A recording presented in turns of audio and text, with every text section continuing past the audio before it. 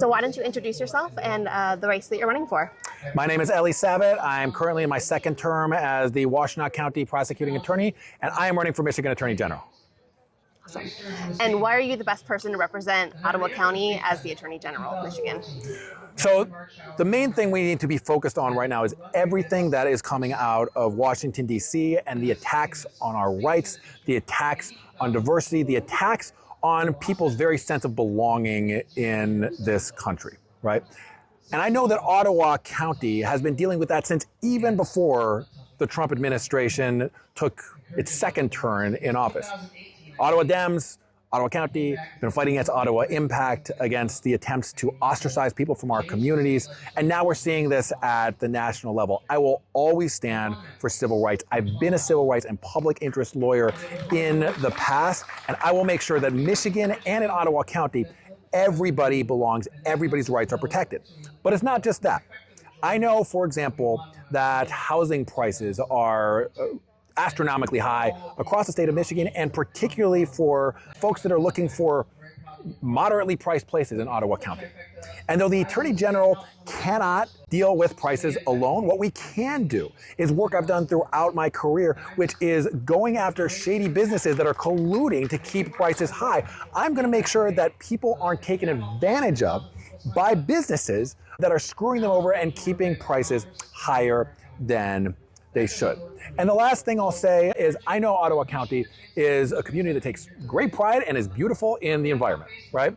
And I've actually been a practicing environmental lawyer. I've sued corporate polluters for PFAS and other contamination. And I know right now we're dealing with the Trump administration's attempt to keep open Michigan's last coal-fired power plant here in Ottawa County that even the Consumers Energy wants to close. I will fight back against that. I will make sure that our air remains clean to breathe and our water remains clean to drink. And I will make sure that I take care of our Great Lakes and our natural resources as well. Awesome. So Dana Nessel, wow, she has set a high bar and an assertive approach as Attorney General, particularly challenging the Trump administration and holding them accountable. How would you continue her legacy? Dana Nessel has been doing a fantastic job alongside other state attorneys general at taking the fight to the Trump administration. And whenever the Trump administration violates the law and it hurts Michiganders, the Attorney General needs to be there in court. Dana Nessel has been doing that. Other AGs have been doing that. I will aggressively do it as well.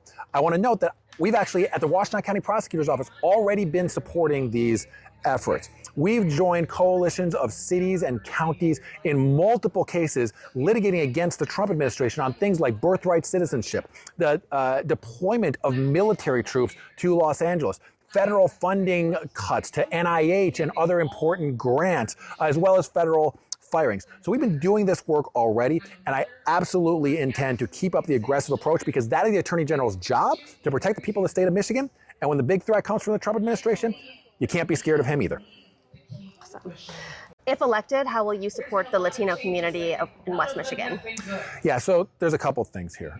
One is we can't ignore what's happening at the federal level and the targeting of our Latino communities.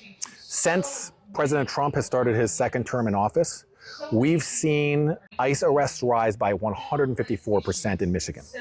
But it's not just about the arrests, it's about how they're doing it. We've seen masked men pull people off the street. We're seeing egregious racial profiling. The arrest even of citizens and folks who have permanent residency status.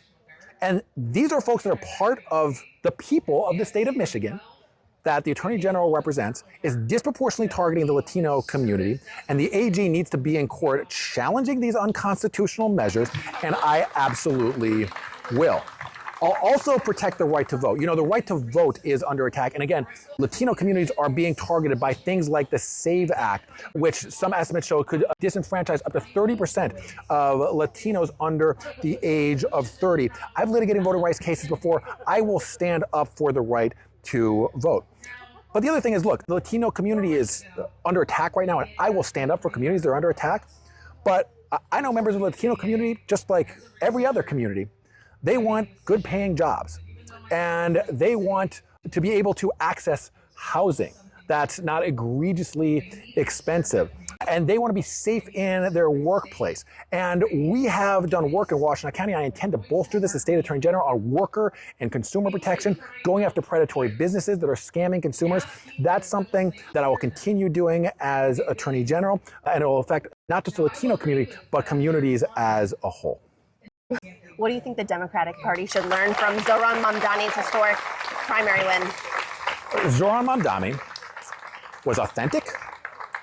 He talked directly to people, and he talked about the issues that were important to them. He took on the crisis of affordability as the centerpiece of his campaign. Whenever he spoke, you could tell that he genuinely, passionately cared about that. And that's what we need to be doing as Democrats. We can't be afraid to stand up for what we believe in. We can't be afraid to talk about the most challenging issues of our time. And we can't be afraid to get out there in the communities and talk to people about that.